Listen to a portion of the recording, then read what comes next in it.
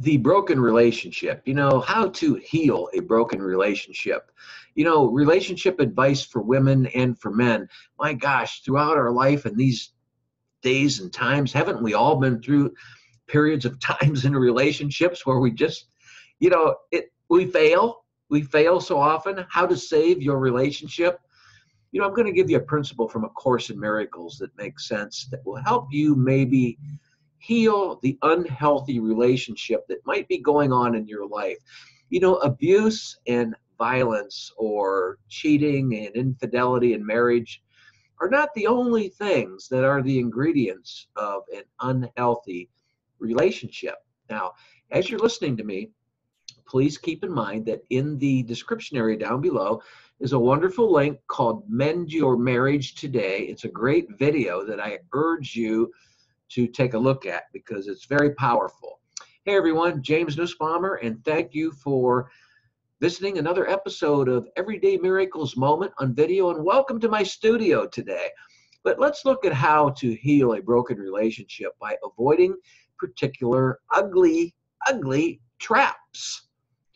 Keep in mind as you listen though to me that the Course in Miracles has a very strong principle, a very strong spiritually metaphysical principle that says time is indeed unkind to the holy relationship, for time is cruel in the ego's hands as it is kind when used for gentleness. Now I'm going to repeat that, but before I do, I want to say I've noted this in the description area down below as well, because I encourage you to jot it down and use it for further contemplation at a time when you feel that you might want to think about this. By the way, here, if you're at YouTube, you may have to click Show More to expand that area open.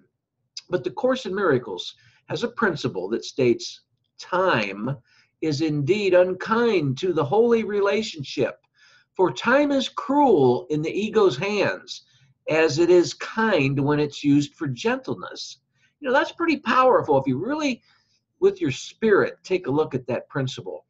Okay, so let's look at number one, making a mountain from a molehill. How often do we, both men and women, we seem to want to make a mountain out of a molehill over stupid little things, don't we?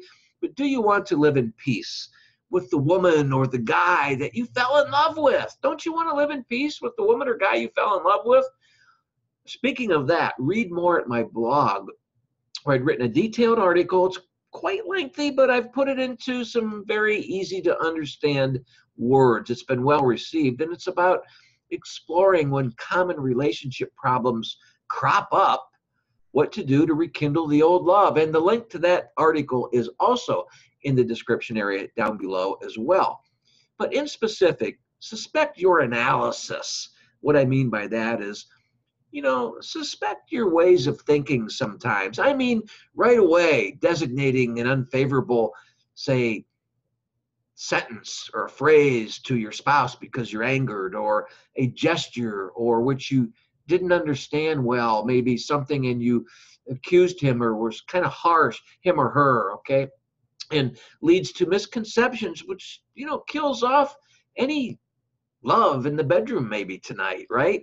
But, then we look at unjustified attacks of jealousy. Oh, that can be a big one, and it's a ridiculous big one. But it is a tribute to you, remember, one more evidence as well that you have good taste because you chose this man or woman that you're with. So why would you want to be jealous when, let's just say, as for you lovely women, if he unconsciously turns his head because he sees a beautiful woman walk by and he's with you, that should upset you, or that should mean that he is, thinking of adultery. That's not so. Hey, that's a natural instinct. He wouldn't be with you in the first place. So let's kind of think about these things before we act. And then 3, which might be a little hard to understand, but I'm going to throw it at you anyway, disregarding the omnipresent threats of regular anything. What I mean is, thanks to your stable efforts, yes, that you have actually seduced your beloved. Yes, you seduced him. You have actually conquered him or her. So why not enjoy it? Because you love each other and appreciate the fact that you've conquered each other and celebrate in that. One day, you said in the beginning that one day you choose to join your fates. Fates. You choose to join your fates. Splendid. Why not stick with that agreement? At least in the beginning, you were there and you were serious about that. So why not carry it on through? Why, therefore, would you take the threat of, you know, giving up on that kind of a commitment? There are the keys to your happiness. And what I want to say is always remember to continue just as you want to see things happening well with your home, your garden. This year I have a tomato garden. I'm caring for my tomatoes. Or I remember days I would polish and wax my own car, but why not look after your love in that same manner? Does that make sense? And I hope it puts a smile on your face if you are having a relationship struggle right now.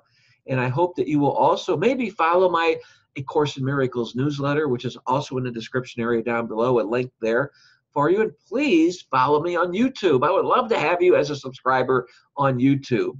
So with that all said, and before I close, like I always have to say, because it's true, you are beautiful, you are awesome, and I hope that you realize your inner awesomeness, your inner beauty, and that the world is waiting for you, just waiting for you to extend your love and beauty to the world, reflect it into your material world.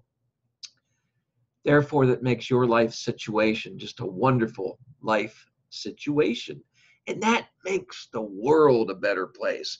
When you're feeling well and your life situation is good, isn't the world a better place then? I wish the best for you. Until next time, God bless. Thanks again.